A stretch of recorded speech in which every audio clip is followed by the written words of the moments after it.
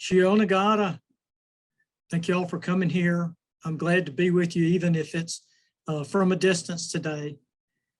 And I wanted to visit with you for a while about what was another very stressful time for Cherokee people and in Cherokee history, and then look at the way that people recovered from that and examine that in the context of our current theme about resilience. So our topic today is revolutionary times, and we're looking at that period that started with the American Revolution and at conflict, stress, and recovery in the Cherokee Nation through that time.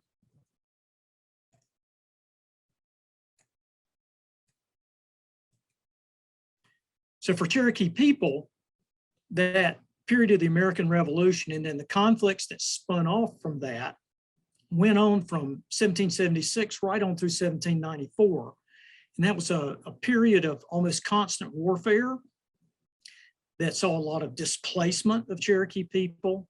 That was interjected by epidemics, just like we're in the midst of right now, but then also famines. And all of those stresses truly transformed Cherokee society and culture, the geography of Cherokee people, and politics of the Cherokee Nation. Recovery from almost 2 decades of destruction and disruption due to these processes is really a testament to the resilience of Cherokee systems and Cherokee people. So we're going to start here. This is a map showing the Proclamation Line of 1763. So there was a royal proclamation that set the boundary of the Blue Ridge Front as being the extent of the colonies, and that the lands that were to the west of that were reserved to Native nations. And this was in response to at sort of the end of what are called the French and Indian Wars, and then conflicts like the Cherokee Anglo War that happened thereafter, where they saw there were some real problems that needed to be resolved through royal edict. And part of the grievance of Native people was the encroachment on their lands by British colonists. And so this proclamation line was to prevent that encroachment.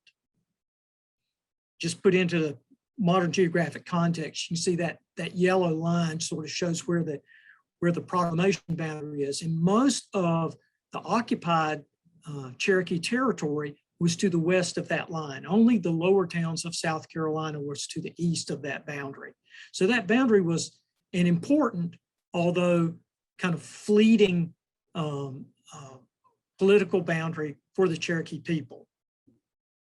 And it is the sort of the violation of that boundary is one of the things that lead to Cherokee involvement in the American Revolution. So at the outbreak of the American Revolution, we see that Cherokee settlements, Cherokee communities were still sort of restricted to the northwestern corner of South Carolina, southwestern North Carolina, southeastern Tennessee, and didn't really extend well, and northeastern Georgia, but didn't extend into Alabama or northwestern Georgia at that time. And these were commonly termed as the lower towns in South Carolina, and the middle valley and out towns in North Carolina, and the overhill towns in Tennessee. And these were traditional communities. They were sort of spread out from what they had been earlier, but they were still nucleated towns.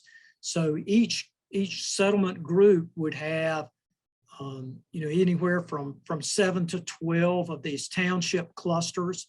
These would be towns of anywhere from a couple of hundred up to 600 people who typically lived along the major rivers of the area.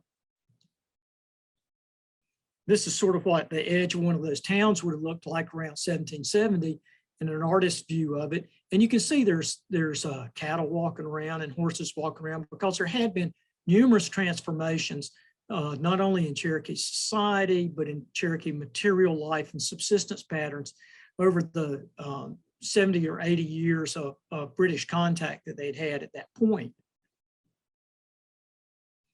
So, and I'm going to focus here on subsistence changes.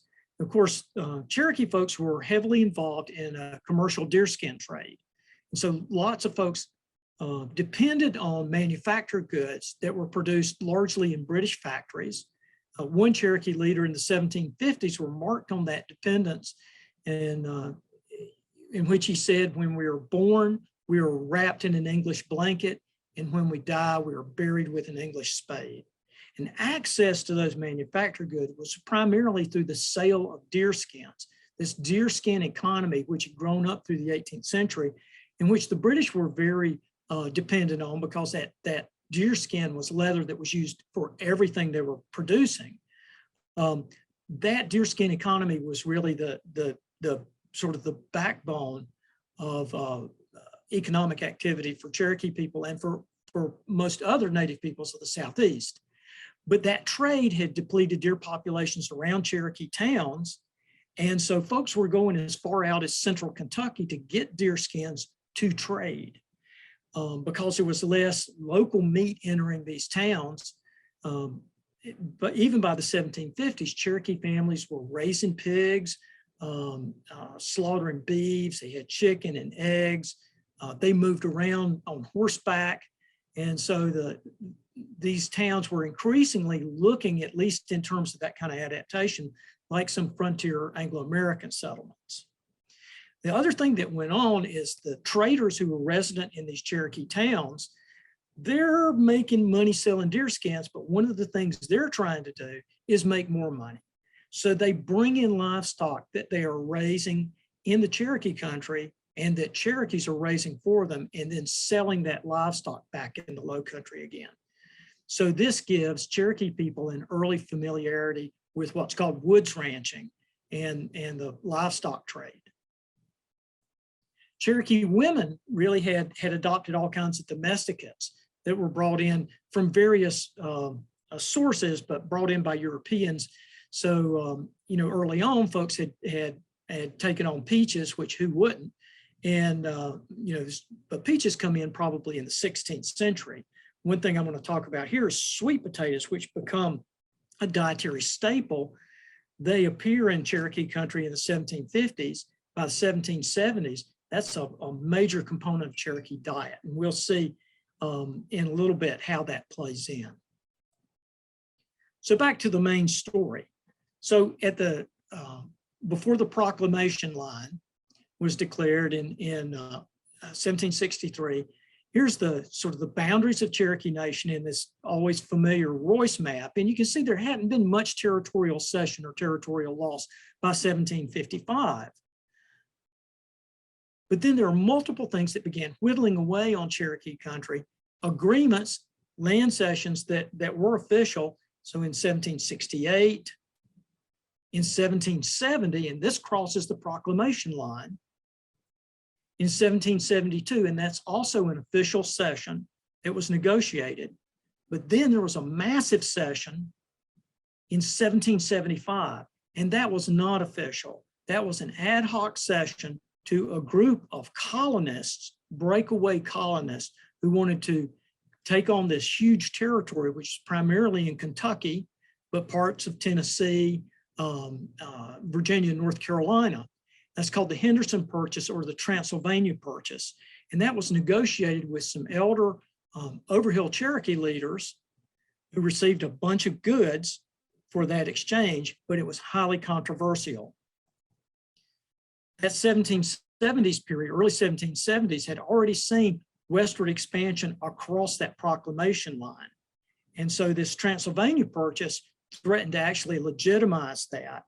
And many Cherokee people and some of the leadership really were vehemently against that land cession. People like Daniel Boone had already crossed into that area in 1773. Now, what they were doing is they were moving into the hunting territories. And people think of hunting territories as that's where you go get food. This is actually where you go get deer skins. That's cash.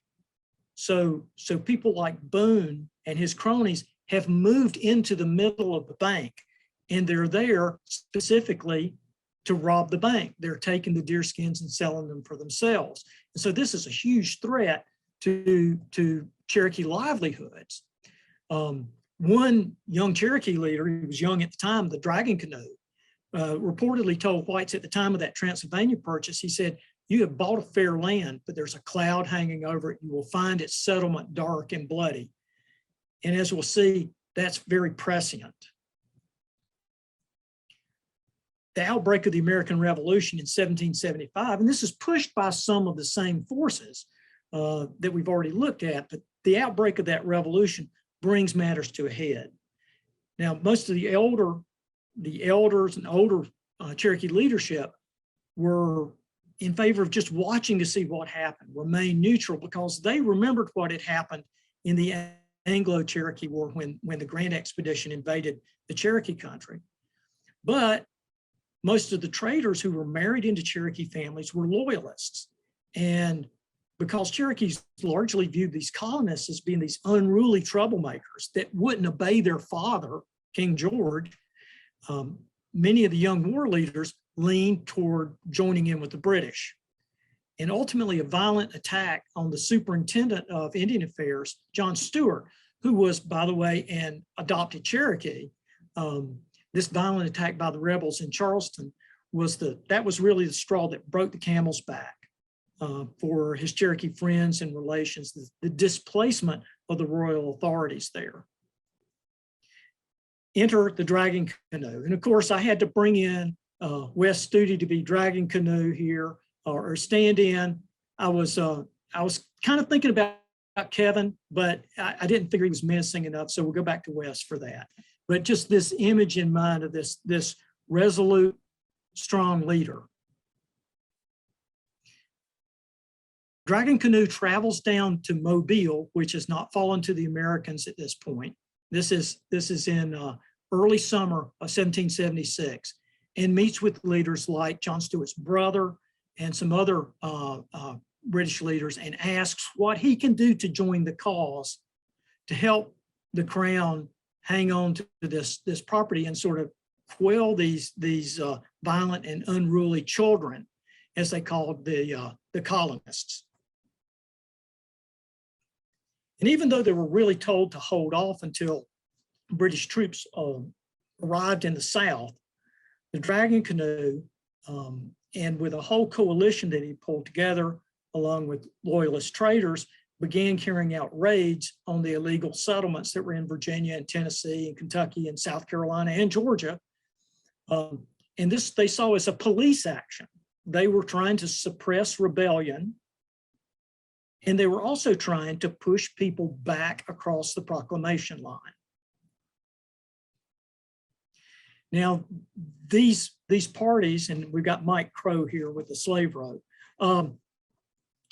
these war parties attacked forts and outlying farmsteads of the illegal settlers.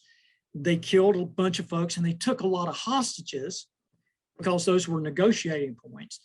The Americans, it seemed like they were pretty poorly organized, and they were faced off against the world's most powerful army, the British Army. So Cherokee folks, these Cherokee leaders, they didn't expect much formal response from the Americans. And they wanted specifically to push these folks back across the Proclamation Line, which they were violating. But that warfare that then erupts in 1776 cycles right on for another 18 years after that.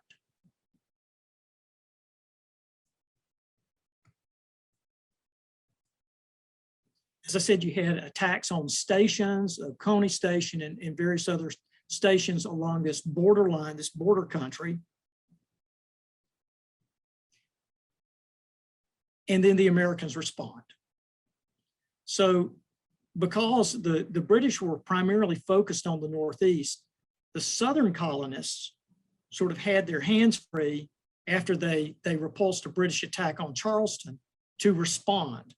And so they came in full force with a scorched earth policy that was really reminiscent of what the Grant expedition had done in 1761. So in the late summer of 1776, armies of whites, largely drawn from the backwoods, but some from the Piedmont in North Carolina, in South Carolina, and in Georgia and Virginia, moved in this great pincher movement to chastise and punish the Cherokees.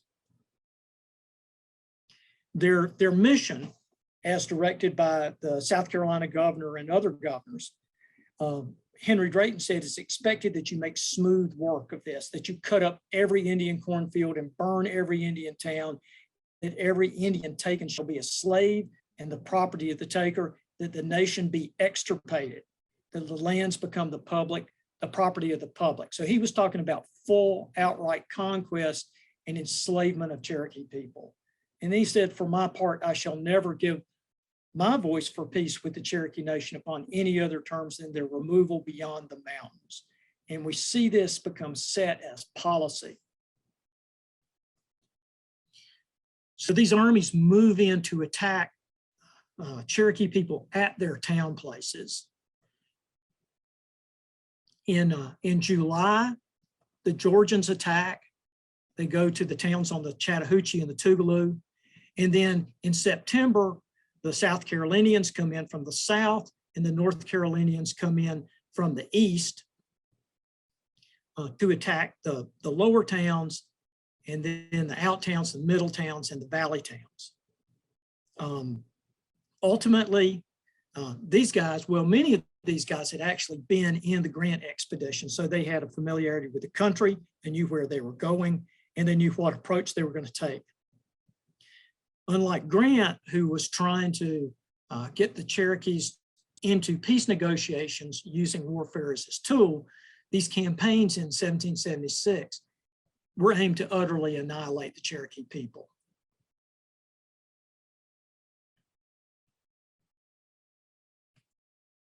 So you see, and again, this is a close-up of our Royce map, but you see Captain Jack comes in and burns the towns on the Tougaloo in July 1776. Williamson's expedition comes in, destroys the lower towns in September, then moves on up into the middle towns and the valley towns, where they're joined by Rutherford's expedition also in September. They lay everything to waste and set them all afire. The refugees from these attacks have nowhere to go because all of the settlements east of the Unaka Mountains, east of the Tennessee Valley, have been destroyed. Not only have the buildings, the physical facilities been destroyed, but these guys have cut down all the corn and destroyed all the stored food supplies. And so there's nothing to sustain the folks for the winter. So they flee over to the overhills in the Tennessee Valley.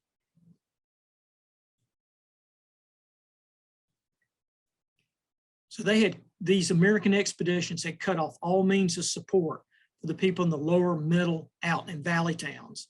So this whole population then is moving across the mountains and concentrating over on the lower Little Tennessee River among the overhills. But wouldn't you know it, then once they're all over there, an army comes from Virginia in October to destroy the overhills. And by this time, the Cherokee supplies are depleted. There's a trade embargo and a blockade that the Americans have imposed, so there are no goods coming in from the Atlantic coast. They can't get any ammunition. So it's very, very difficult for them to fight back against these expeditions. So this, facing these situations, the old Cherokee leaders like Ogon Stott and Atako Kala, they want to try to make a peace really at any cost with these Virginians who are coming in. They're out of ammunition. They can't put up an effective fight. But the young warriors led by Dragon Canoe, they want to set up an ambush and fight it out. There's a disagreement over the approach, and ultimately Dragon Canoe and his following withdraws because if you can't agree about something, the idea is that you split apart. You take yourself out of that situation. And when Christian got in there, he found that the old leaders had approached him, about making a peace. And so he spared many, but not all of the Overhill towns. People had evacuated this. And when he got in, he said they'd left so quickly, some had shut their doors and some folks hadn't. They carried off their clothes and some of their household goods, that most of the people went off in canoes down the Tennessee River. They'd left behind horses and cattle and dogs and hogs and chickens, and their crops of corn and sweet potatoes were very great. This is his report back to Thomas Jefferson. And he says, it appears to me that in the towns on this side of the hills, there must be 40 or 50,000 bushels of corn and 10 or 15,000 bushels of sweet potatoes, which he confiscated and destroyed. But most of the people had fled and they went down the river. Some people went down to Hiwassee Town, whereas the rest, the women and children, fled by canoe, went down the Little Tennessee and the Tennessee River to what's known as Chickamauga, up on Chickamauga Creek near present-day Chattanooga. Dragging canoe took the men and went to set up defensive positions along the Hiwassee River, specifically at a place called Hiwassee Old Town.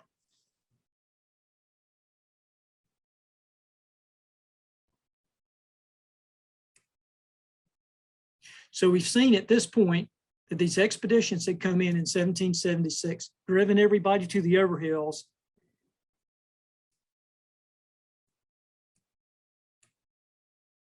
Then the Christian expedition comes in, pushes everybody out of the Overhills, burns some of the Overhill towns, and people either go to Hiwassee Old Town or Chickamauga.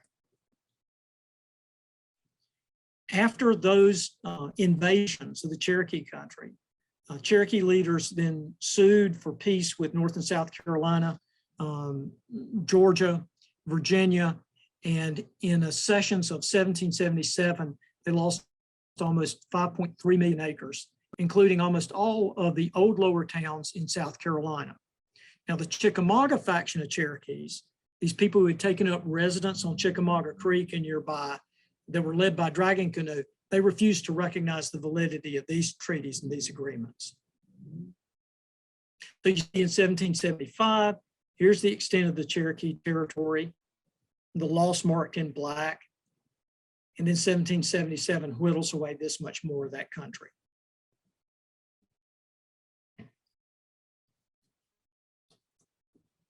The people who had fled to the south, some returned to the Overhills, and ultimately many of these people returned to their old homes in the valley, middle and out towns, not so much to the lower towns. They really weren't preoccupied.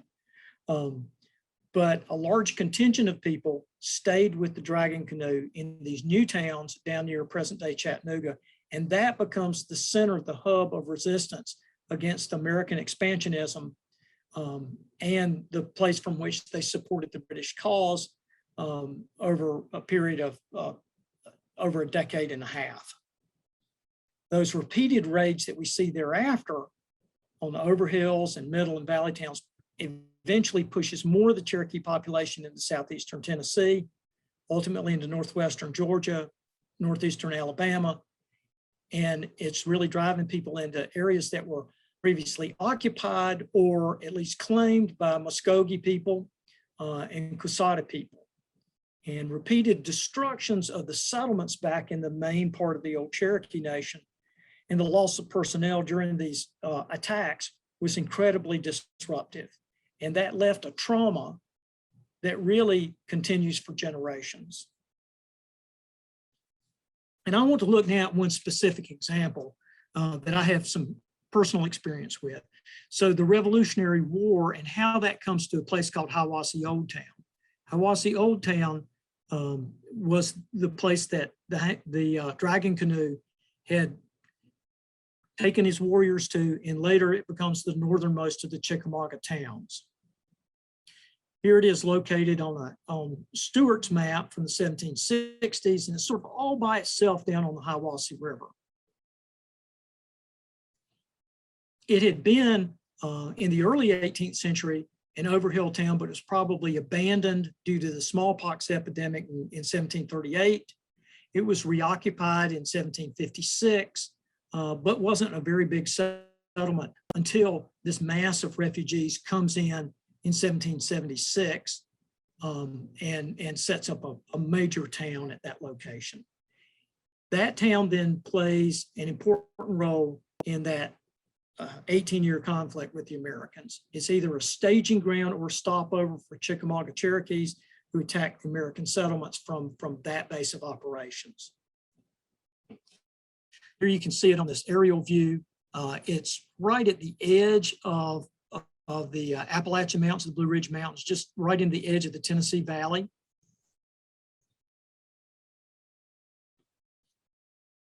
Like Christian noted, Dragon Canoe had taken those that didn't go down the river where there's a town on the path to the creeks, and that's Hiwassee Old Town. So this becomes, this turns Hiwassee into one of the hostile or militant towns. When the Virginia militia raided the Chickamauga towns in 1779, many of those Chickamauga inhabitants then fled to Hiwassee and a new town called Chestui that was set up there. Then in late 1780, another expedition came and attacked Hiwassee. That was led by Arthur Campbell and destroyed most of the overhill towns as well as Hiwassee. And this is his report to Thomas Jefferson about going into Hiwassee. He said they moved in. First, they hit Chestui, and then they went to Hiwassee. What they found was that the town was abandoned. And so they burned the town, destroyed all the food stores. This is on December 29th, so there is no growing crop. All the crops are in corn cribs or in pits in the ground, so they destroy everything and really take away the means of support for the people of Hiwassee. In that expedition, they destroyed Chota and Sitico, Tuskegee, Chilhowie, Toqua, Miloqua, Coyote, Chattooga, Tellico, Hiwassee, and Chestui. And he said that they destroyed in the course of that expedition 1,000 houses and 50,000 bushels of corn. So you can see this is a major hit against the people of the overhill towns and the uppermost of the Chickamauga settlements. That really drove the people to starvation and desperation over the next winter. One of the leaders from Chota said, "The rebels from Virginia attacked us in such numbers last fall, there was no withstanding them. They dyed their hands in the blood of many of our women and children, burned 17 towns, destroyed all our provisions, by which we and our families were almost destroyed by famine this spring."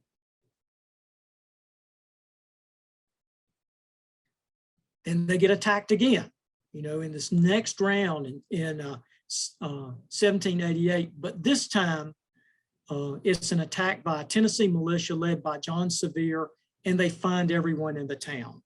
And so there's a huge fight there at Hiwassee, and the attacking army ultimately burns the townhouse with people inside, and really sort of crush Hiwassee there. And this is undertaken under the leadership of this guy, John Sevier, who's the first of the Jake Skinnies, or Jake Skinner. He's sort of a model for Andrew Jackson later on. He ends up being the scourge of Cherokee people. He leads repeated attacks on Cherokee towns throughout the 1780s and into the 1790s. The last attack on Hiwassee seems to happen in 1793. It was an abortive attack where they didn't find any people there, and ultimately when they approached a cabin where Cherokee folks had tied a horse outside, they left that horse to lure in the whites, and as soon as the whites got up, they were racing trying to capture that horse, and then they all fell down to a volley from the Cherokees, and they ran off scared and went back up to Knoxville.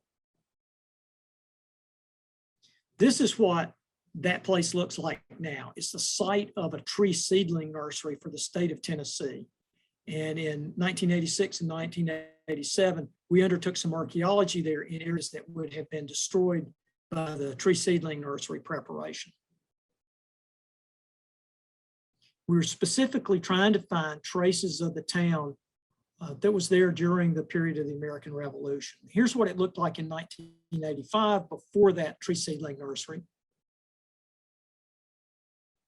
And here's an aerial view of it. Those are stripes that we plowed out there to try to figure out where Cherokee houses and kind of where the town was at that period in time.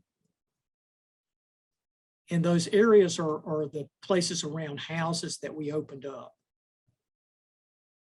Just another aerial view. You can see it's a spectacular place. You can understand why people wanted to live there. And Cherokee people had lived in this place for hundreds, if not thousands of years. Here's one of the excavation areas around some houses that were burned, we think, in the 1780 raid. And that raid found little scattered house places all across the fields, places that were sort of wattle and daub houses with corn cribs and sheds and fields right up to their doors, gardens all around there. In this one area, we see that there are actually two structures that are at right angles. One is built on the other one. One framework was burned, we think, by one of these American expeditions, and then the next house was rebuilt using part of the framework that was still standing. The pits that surrounded these were pits that were initially used to store food, and then these empty pits were the receptacles when folks came to clean up the site after this destruction. And so these pits were then filled with burned house debris, including masses of the daub or plaster from the walls and burned food, melted masses of glass beads. That's a piece of a plaster or daub from one of these pits. There were hundreds and hundreds of pounds of daub in just a couple of pits. It was really sort of the whole house burned and dumped into these pits. These were large for the period, houses with internal segments, really kind of comfortable house places.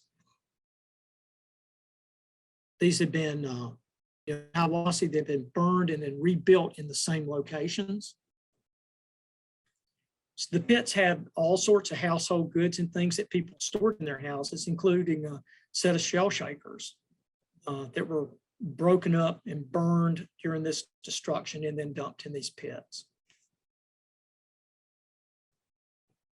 Here's another one of these houses. This is a smaller version. It probably looked like that inset at upper right, sort of holes in the ground with daub or bark and a weighted roof. We did not find any of the pit-built Oshie houses, the Oshie hot houses that were in earlier sites. There were none of those at Hiawassee. Here's the whole structure area. You can see where there are posts from corn cribs. These holes in the ground, by the way, are where posts have been placed in the ground, upright posts, and then structures built around them. And then the larger holes are storage pits. Those storage pits were filled with all kinds of material. Now, some of them had been filled in before these destructions in regular household activities. So when people emptied out pits that were used primarily to store sweet potatoes and that type of food stuff, when people emptied those pits out, they would then backfill them with refuse. These were the trash compactors or dumpsters for Cherokee families. And so, of course, that's what archaeologists love to see because we're dumpster divers. And we're real interested in the refuse because that tells the story of Cherokee families. This particular pit is filled with broken, what I've called overhill jars. And this is pottery that's made with shell tempering. And that was characteristic of the pottery that people made in Eastern Tennessee in the overhill towns. Here's another pit, again, filled with debris. But the pottery that's in here is what archaeologists call the Koala Series. This is pottery that's made with a different kind of temper, and it's stamped. This is not traditionally made in Eastern Tennessee, but it was traditionally made in the towns in North Carolina and South Carolina. So this pottery may well be representative of the refugees who lived at Hiwassee. Some other pottery that we found there in these pits is really distinctive Creek pottery. And we know that there were a number of Upper Creek families who lived at Hiwassee who participated in the hostilities against the Americans. So there's some evidence of the presence of these Muskogee families there as well. Then here's this huge pit that was filled with burned corn. And this was pretty obviously a corn roast that had gone badly, that everything had burned. It actually burned from the base of the pit up.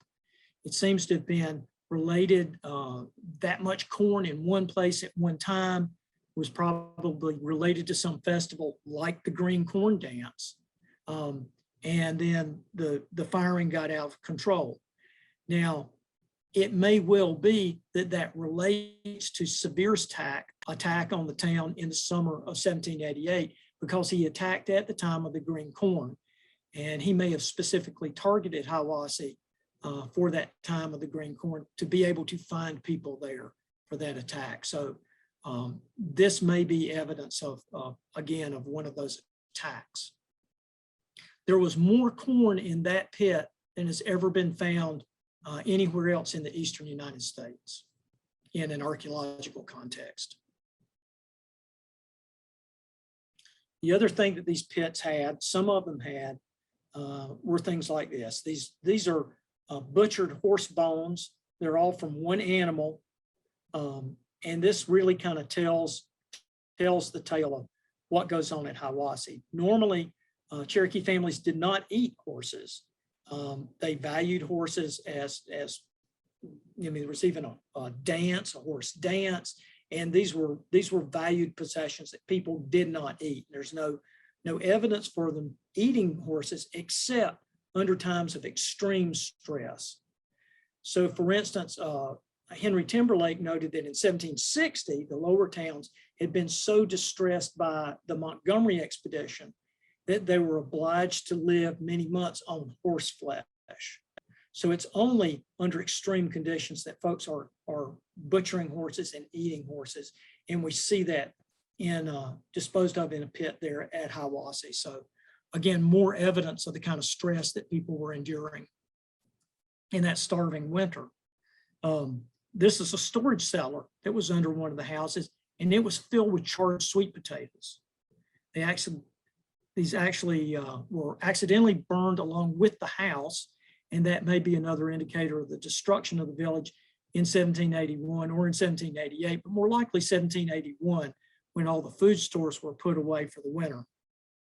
As we mentioned before, the sweet potatoes had come into Cherokee Gardens in the 1750s and were a critical part of the diet by the 1780s. Christian had reported that he had destroyed 15,000 bushels of sweet potatoes. So these were staples of Cherokee diet. And the pottery, archaeologists love pottery, but this pottery really tells an exceptional story about the things that went on at Hiwassee and the things that were going on more broadly in the Cherokee Nation at the time. There's at least 182 vessels that are represented in the stuff that was recovered.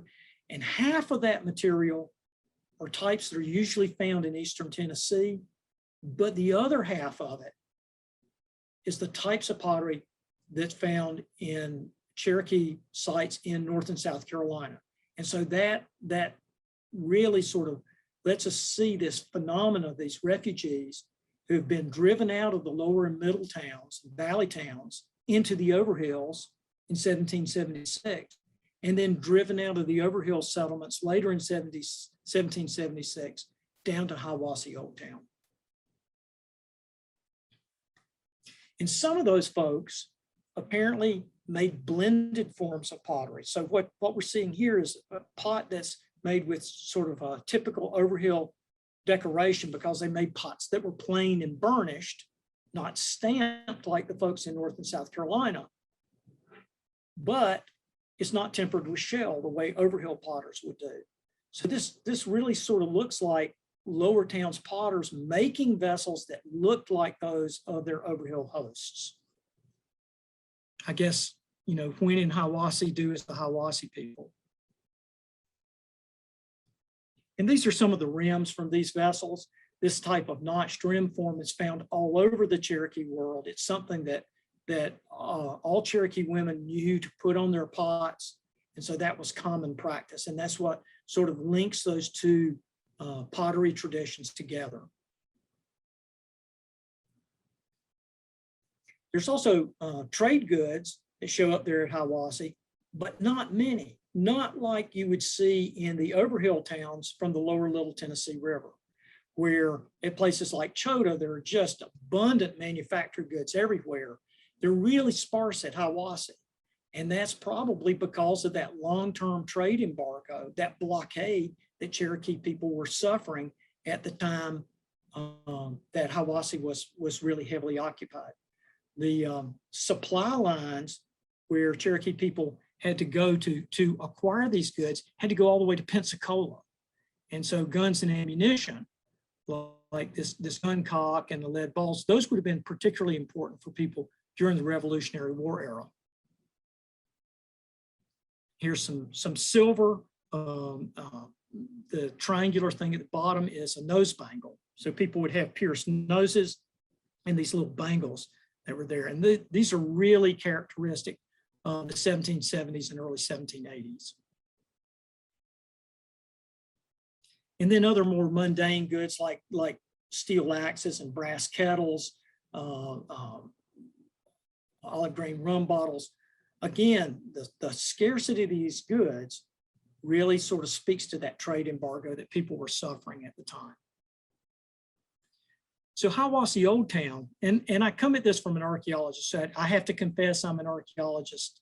And you know, when you look at things from that perspective, it's like having a hammer and everything look for a nail. I look for answers in the archaeological record, sometimes answers to these historical questions, or sometimes just to see what these processes produce.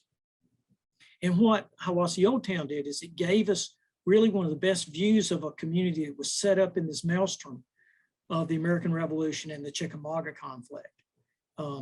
We see there evidence of the protracted stress that represents that experienced by most Cherokee communities over almost 2 decades.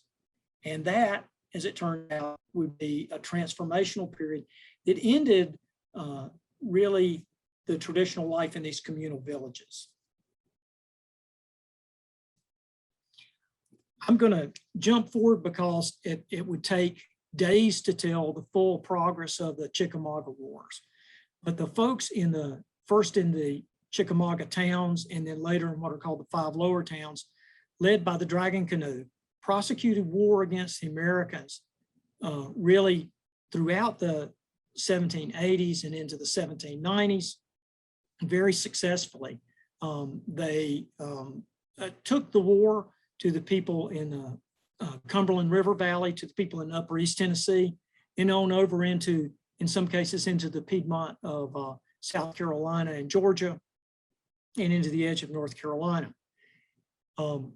What I do want to focus on is what happens as a response to that. Now, this war continues, as I said, almost unabated, almost continuously. There are small breaks in the hostilities, but at the same time, this area in Eastern Tennessee in particular is filling up with more and more and more white settlers. I just throw this in to give you an idea of what these folks looked like. These are a couple of people who actually participated in those actions. At times they were Chickamaugas, at other times they were Overhills. And these guys went to London in 1791 with Augustus Bowles. Those wars continued up until 1794. Now, the Dragon Canoe himself had died in 1792, And so the leadership then devolved to some of his sub-captains. And they were able to continue these wars from what were called the 5 lower towns. And that was a secret stronghold. The Americans didn't know where these were. They were down the Tennessee River below these massive rapids and on the Tennessee River. And so they were downstream from the old Chickamauga towns, which had been attacked in 1799. The Americans didn't know where the Chickamaugas actually were until they got information that came back in 1794, and a major expedition attacked the lower towns in 1794. Folks knew that their secret was out. And then Cherokee folks who had been assisting the northern tribes in what was called the Western Alliance, because by this time, the Chickamauga people had joined in with a large pan-tribal, pan-national alliance against the Americans. So there were, as they had actually from the beginning of the war, they were fighting in conjunction with Shawnees and Muskogees and other Native allies against the Americans. Later, in the late 1780s and 1790s, this becomes a formal alliance that pulls together all of these nations in the lower Midwest, some of the northeastern nations, and brings in Chickamauga Cherokees as well. They are ultimately defeated at the Battle of Fallen Timbers by Mad Anthony Wayne. That defeat sort of breaks down Cherokee resolve to continue the wars, and there's ultimately a peace treaty, peace agreement in 1794, and it brings this whole episode to an end. But it's not without long-term sustained damage. So if we go back to our view of the Royce map and look at what has happened to Cherokee communities through those times, we see, again, all these areas destroyed in 1776, more attacks in 1779 on the Chickamauga settlements, widespread destruction of Cherokee towns in 1780, again in 1782 by John Severe's raids on the Upper Coosa. 1783, the Overhill towns get it again. 1786, the Valley towns get it again. 1788, there are more raids, and then ultimately in 1794, there's not only the destruction of the 5 lower towns, or 2 of the 5 lower towns, but there's also raids on other Cherokee communities. So you can see there's this long-term pattern of attack, the destruction of towns, destruction of crops, and displacement of Cherokee people. And that has been sustained, not just once, but in some cases, families have moved 4 or 5 times trying to escape these American expeditions. So many Cherokee folks have lived as refugees. Some people have lived for refugees for their entire lives at this point. So this was tremendously stressful for folks. At the same time, after the United States is established as a new power, it begins treating with Overhill Cherokees, some of the non-Chickamauga groups, and we see a progressive loss of Cherokee lands beginning in 1793, 1785, or 1783, 1785, and again in 1791. This huge loss of territory that had been frequented and used by all Cherokee people, but particularly by the Chickamaugas. So in the aftermath of that conflict, the American Revolution and the Chickamauga conflicts, the Cherokee people were really spent. It was the nation of people, and that's a small n at that point, were left in a state of political and economic and even social disarray. Lots of the population had been displaced by the wars. Huge segments of Cherokee territory were abandoned or surrendered to the Americans. There were internal disputes over diplomatic relationships with the Americans, and that created rifts in Cherokee political structures, so that you end up with polarized factions between the upper towns and these new lower towns, these 5 lower towns. Social, religious organizations were crippled by the loss of personnel and displacements of Cherokee settlements. And the deerskin economy had completely collapsed. It was not only was the trade gone but the key hunting grounds were gone. And so the bank was shut. Cherokee folks tried to maintain their traditional lifestyle that was based on that fur trade or that hide trade and subsistence agriculture, but they, through the 1790s and into early 1800s, it became increasingly impoverished. And you get this sense of disorientation that some scholars have called an anomie. That is this sort of almost universal disorientation that happens to people after such a long period of stress. Now, ultimately, we see the people, the communities, the families, the political structures in the Cherokee Nation are reborn, just as they're reborn after that forced removal of 1838. But in this case, they're reborn in place, and it's that Cherokees gradually adapt a whole system of Anglo-American modes of economic production and ultimately political organization to their own particular circumstance. So they don't adopt and just acculturate. They take these new forms and change them into ways that work for Cherokee people. The economic revitalization was a shift away from fur trade and a focus then that goes back on sales of livestock and grain to the Anglo-Americans as these Anglo-American markets open up. And ultimately we see, and really very quickly, the Cherokee people and the Cherokee Nation begins to prosper. I'm going to jump through that and just say this, that whole shift toward agrarian production gives us a number of changes in Cherokee settlement. So we see these nucleated villages begin to spread out into individual farmsteads. These communities, these farms that had once been, or communities that had once been all together in one spot, now might spread for 20 miles. They'd have a central place around a council house, but they were these huge areas. Men began to share agricultural roles with women. Women began to undertake roles in cloth production. Women maintained their traditional rights, men maintained their traditional rights, but they began to have crossover roles. In the midst of this change, and this doesn't really necessarily spur this change, but the Americans see an opportunity here. George Washington and his Secretary of War, Henry Knox, they know they can't defeat what they see as the threat of these Indian nations, but they also see that these weakened economies are a ground for unrest. And so they need to try to neutralize what they see as a threat, and at the same time do that by moving Cherokee people and other Native peoples into what they see as this new American lifeway. And they start what's called a civilization program. So they're promoting American ways of production, American ways of life through instruction, and they're also providing equipment. Now, Cherokee folks already know how to do most of that. They take this equipment, they take this material aid, and they put it toward what they're already doing.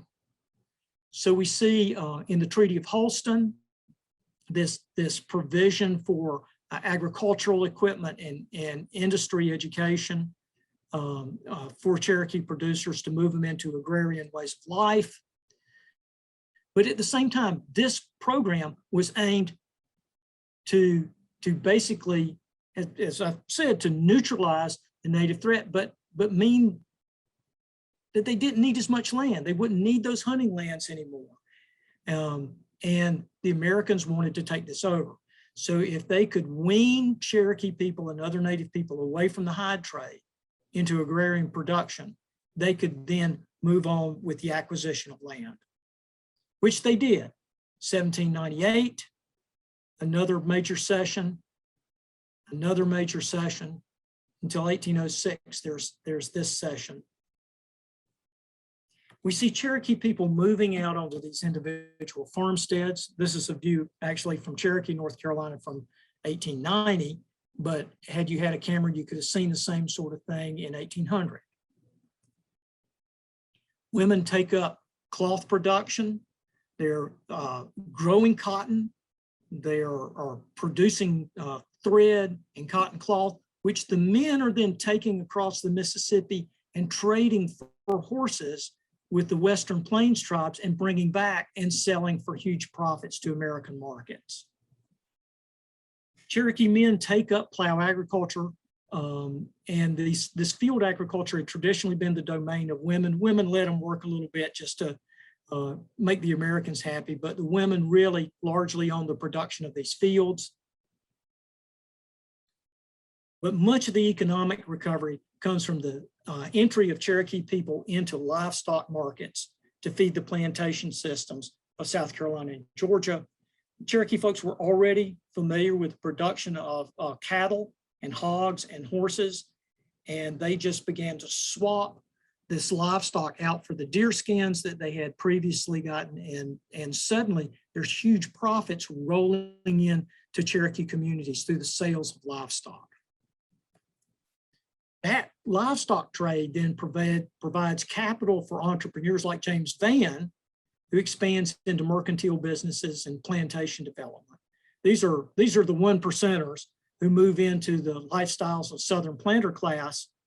At the same time, most Cherokees didn't go into American markets to build wealth, but they wanted to replace the stability that they'd lost with the deerskin trade. They tried to the greatest extent they could to maintain their communal values and traditional lifeways. And even though these villages dissolved and spread out, these farmsteads were set up, they still kept council houses, they maintained ritual observance, and they maintained gadugi.